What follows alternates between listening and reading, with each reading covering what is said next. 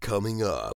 The question is, since we know that it is really not preventing transmission, and we know that even the Prime Minister who's had 3 doses of vaccine has had COVID twice, I guess I just, and this is more of a comment than a question, it really befuddles me how you could possibly require Canadians to get a 3rd dose of that particular vaccine. That doesn't seem sensical to me. It seems nonsensical, in fact. Can I take it from your response, Ms. Thompson, that the key objective of the vaccine mandate for domestic travel was to encourage Canadians to get vaccinated, as opposed to preventing transmission in a travel environment? And so did the evidence that your department collects also support the decision on June 1st to extend the mandate? You spoke to the lifting of the mandate. Did the evidence you were collecting and the science you were reviewing also support extending the mandate on June 1st? This Guy's Garage. Like and subscribe. The data you're talking about, this elusive data we've heard a lot about, can you tell us what metrics you're using?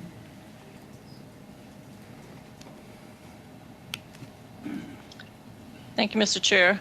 The metrics that we use, there's not one specific metric. It's really a number of factors that we're looking at.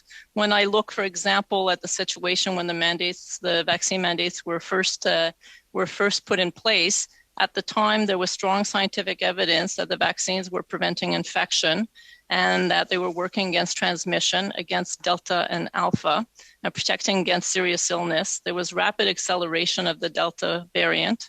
Hospitalization and ICU rates were very high, and the modeling was showing a strong resurgence at the time. When we look now, comparatively, we have high immunity, both from vaccination, but also from infection rates.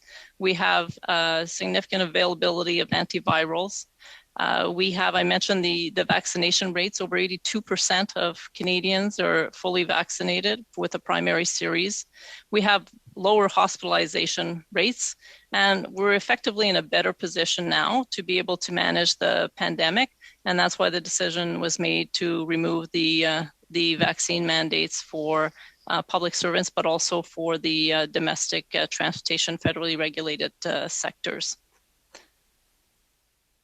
And I guess the question is, as we've asked multiple times before, we would like you to table that information with those metrics here with this committee. So since you have it at your fingertips, that'd be great within the next 2 weeks, please. That being said, we talked about vaccine effectiveness. Certainly we know that the vaccines that are developed are against the original variant. With new variants of concern and vaccine effectiveness waning over 6 months, the health minister talked briefly about 3 doses being a fully immunized Canadian. Does it make sense to continue to use these old vaccines? Thank you, Mr. Chair. Mr. Chair, the Minister of Health, Minister Duclos, did indicate last week that that primary series is going to need to include 3 doses, but we do know from the vaccine science that vaccines continue to be very effective, particularly against fighting the severity of the virus. There is also some protection offered in terms of transmission, but we do know that unlike Delta, that it does wane over time, but the vaccines are still very effective to prevent severe illness and death. So in terms of the vaccines, we continue, and Dr. Tam, the public health officer, does continue to encourage Canadians to be up to date in terms of their vaccination. It's still the best protection that's available to Canadians. I understand that. I guess the question is, since we know that it is really not preventing transmission, and we know that even the Prime Minister who's had 3 doses of vaccine has had COVID twice, I guess I just, and this is more of a comment than a question, it really befuddles me how you could possibly require Canadians to get a 3rd dose of that particular vaccine. That doesn't seem sensical to me. It seems nonsensical, in fact. And talking about the travel mandates, this is an issue that has affected a lot of people in the riding I represent. And I know that, several of those measures have since been lifted.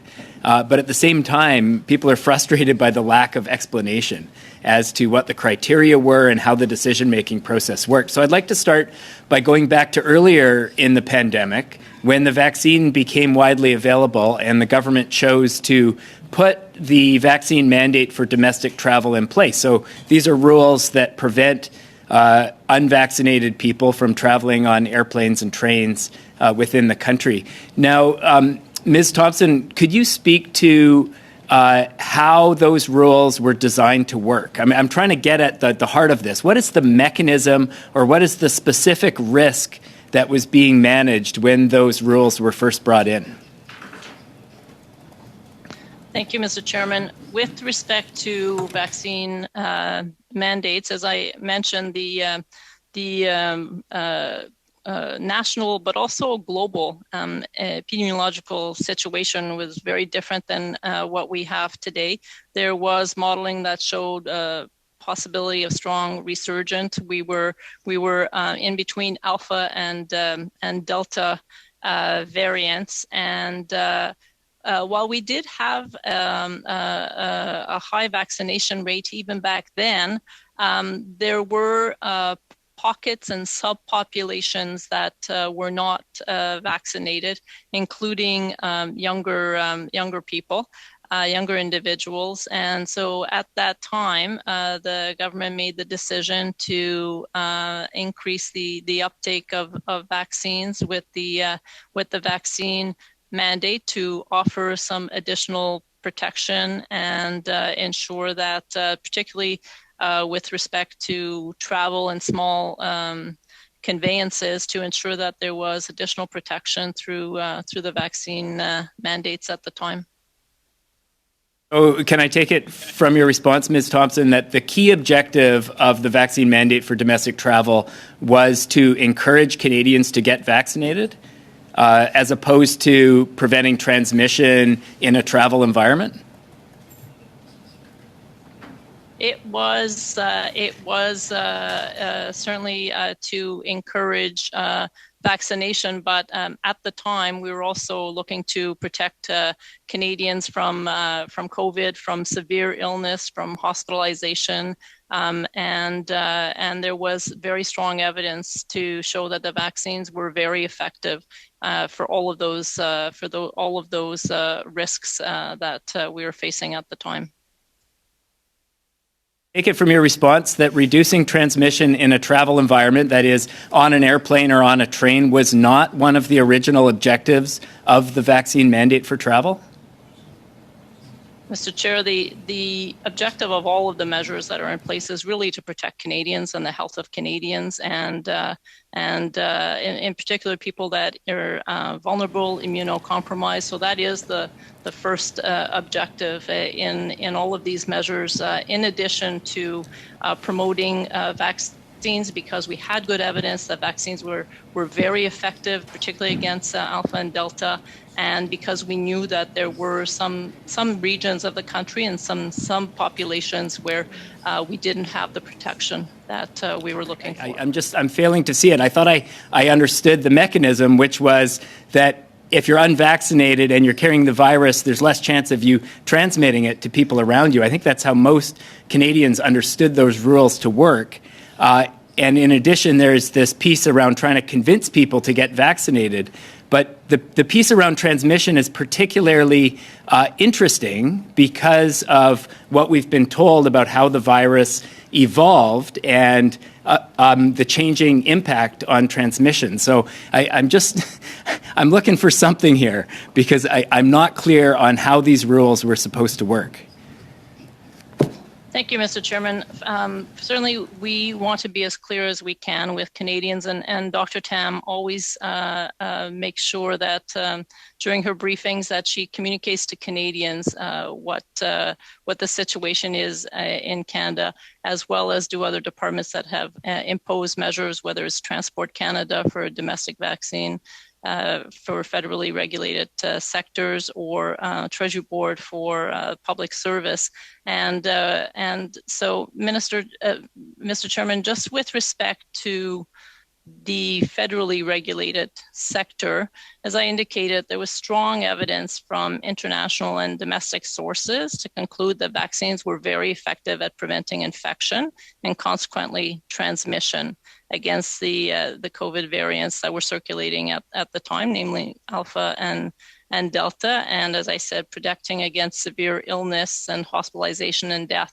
And that is one of the reasons why we were indicating that the evidence was there to support a vaccine mandate at the time. Thank you, Ms. Thompson.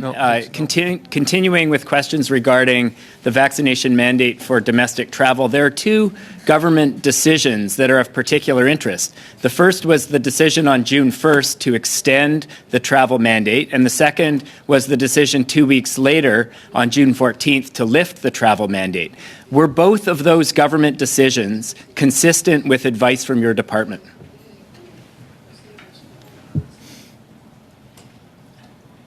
Thank you, Mr. Chair. Of course, I can't speak specifically to advice provided to the government, to ministers as part of the cabinet process, but I can say, as I've stated before, that that the science and